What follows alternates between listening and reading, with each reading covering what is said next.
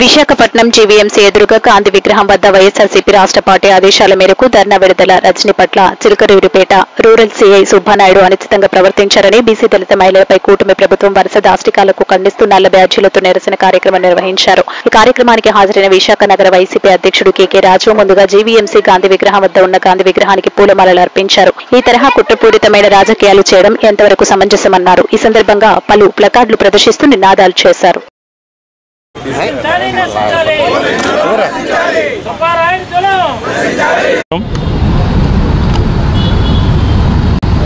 గత కొన్ని రోజులుగా మనం దేశం మొత్తం కూడా ఐక్యతతో సమైక్యతతో కులాలకి మతాలకి అతీతంగా భారతదేశం మొత్తం కూడా పెహల్గాంలో ఉగ్రవాదులు భారతీయ టూరిస్టుల మీద దాడి చేయటం, అత్యంత క్రూరంగా ఆడవారు ఎదురుగుండా భార్యల ఎదురుగుండా భర్తల్ని కాల్చి చంపడం, తదనంతరం మన దేశ సమర్థతను సమైక్యతను చాటడం కోసం దాయాది పాకిస్తాన్ ఆక్రమిత కాశ్మీర్లో ఉగ్రవాదులను మట్టుపెట్టి సైనిక స్థావరాలని చేస్తూ పార్టీలకు అతీతంగా అందరం కూడా కలిసి దేశం మొత్తం కూడా దేశ ఐక్యత కోసం పోరాడుతున్న సమయంలో ఒకవైపు ఇద్దరు మహిళా అధికారులు చాలా సాహసోపేతంగా మహిళలకి గౌరవం తీసుకొచ్చే విధంగా ఈరోజు పోరాటం చేసి దాయాది దేశానికి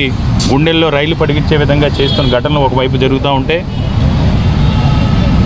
యావత్ ప్రపంచం భారతదేశం వైపు చూసే విధంగా భారతదేశం యొక్క త్రివిధ దళాల యొక్క సమర్థత కానీ ఐక్యత కానీ కోఆర్డినేషన్ సంబంధించి కానీ మన శక్తిని ప్రపంచాన్ని చాటే విధంగా ముఖ్యంగా అందులో మహిళల్ని ఈరోజు ముందుకు తీసుకొచ్చి మహిళా శక్తిని చాటే విధంగా ప్రపంచం మొత్తం భారతదేశం వైపు చూసే విధంగా చేస్తున్న తరుణంలో అందరూ కూడా ఆ యుద్ధం గురించి భారత భద్రత గురించి చర్చించుకున్న సమయంలో కేవలం ఒక ఆంధ్రప్రదేశ్ రాష్ట్రంలో మాత్రమే దేశ భద్రత సంబంధించి జరుగుతున్న యుద్ధం గురించి కానీ దేశ సమగ్రత గురించి కానీ మన దేశానికి దేశంలో జరుగుతున్న నష్టం గురించి కానీ పెహల్గాం దాడిలో చనిపోయిన 26 మంది 28కి సంబంధించిన వారి ఆ కుటుంబాల యొక్క బాధ కానీ పట్టించుకోకుండా కేవలం కక్షపూర్తి ధోరణిలో గత 11 నెలలుగా ఏ విధంగా అయితే కేవలం రాజకీయ ప్రయోజనాల కోసం ఒక అభద్రతా భావంతో తప్పుడు కేసులో తగాదాలో సృష్టించి వారి మీద బురద జల్లి ఏదో రకంగా భయభ్రాంతులు గురి చేయాలనే ఉద్దేశంతో 11 నెలలుగా ఏ విధంగా దాడులు చేస్తున్నారనేది మనందరం కూడా చూసాం. ముఖ్యంగా ప్రజాస్వామ్యాన్ని అపహాస్యం చేసే విధంగా ఈరోజు ముఖ్యమంత్రి చంద్రబాబు నాయుడు గారి ఆధ్వర్యంలో ఎవరు ప్రభుత్వం చేసే తప్పులు కానీ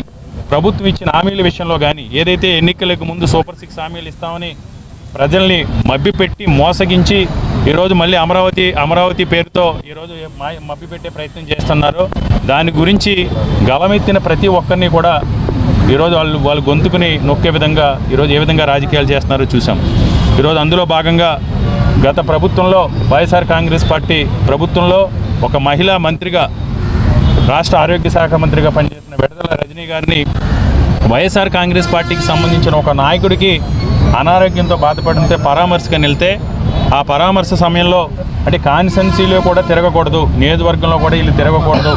తిరిగితే మేము ఇలాగే చూపిస్తామనే విధంగా చాలా చాలా దౌర్జన్యంగా ఈరోజు మహిళా లోకం అందరూ కూడా తలదించుకునే విధంగా అక్కడ ఉన్నటువంటి సిఐ సుబ్బారాయుడు గారు ఏ విధంగా హ్యాండిల్ కనీసం మహిళా కానిస్టేబుల్తోనో లేకపోతే మహిళా పోలీసులతోనో ఆ చర్య మాట్లాడినా లేకపోతే ఇంకో విధంగా చేసినా ఈరోజు మనం ఇలాంటి పరిస్థితులు ఉండే కాదు.